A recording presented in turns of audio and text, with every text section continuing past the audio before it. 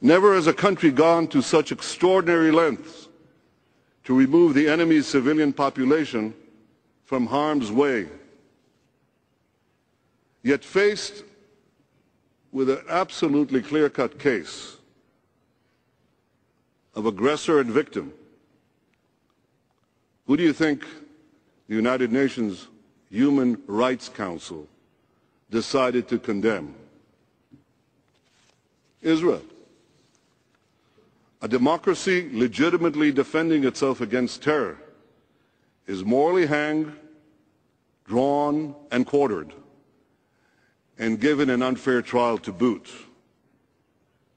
By these twisted standards, the UN Human Rights Council would have dragged Roosevelt and Churchill to the dock as war criminals. What a perversion of truth. What a perversion of justice.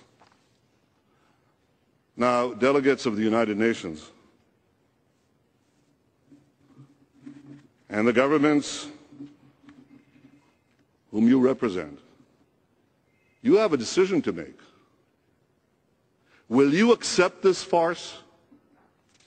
Because if you do, the United Nations would revert to its darkest days, when the worst violators of human rights sat in judgment against the law-abiding democracies, when Zionism was equated with racism, and when an automatic majority could be mustered to declare that the earth is flat. If you had to choose a date when the United Nations began its descent, almost a free fall, and lost the respect of many thoughtful people in the international community, it was that decision in 1975 to equate Zionism with racism.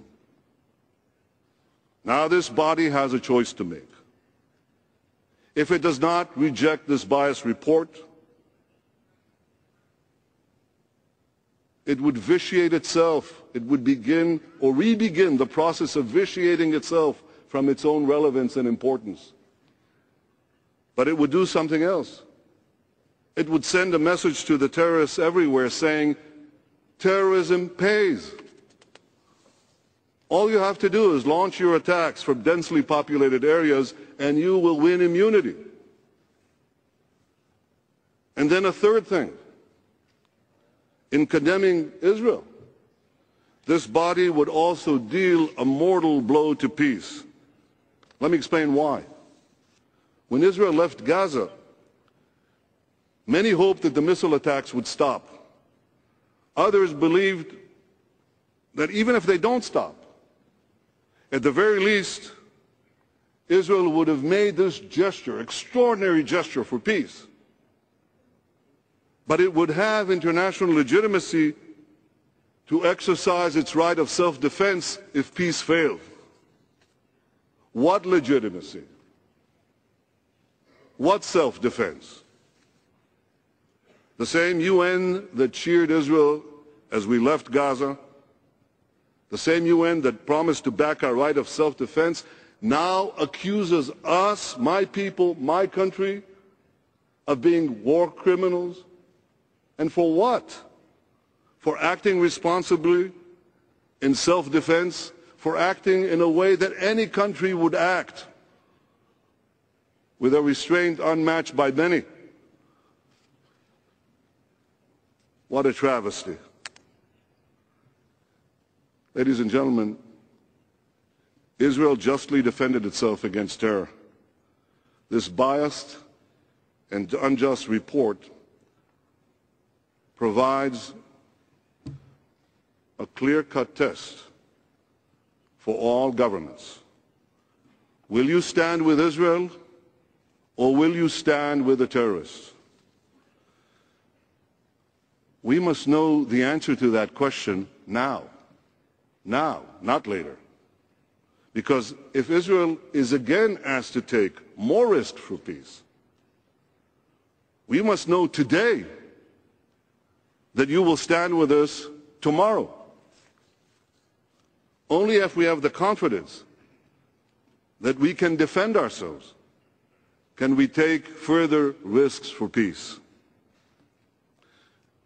And make no mistake about it, all of Israel wants peace.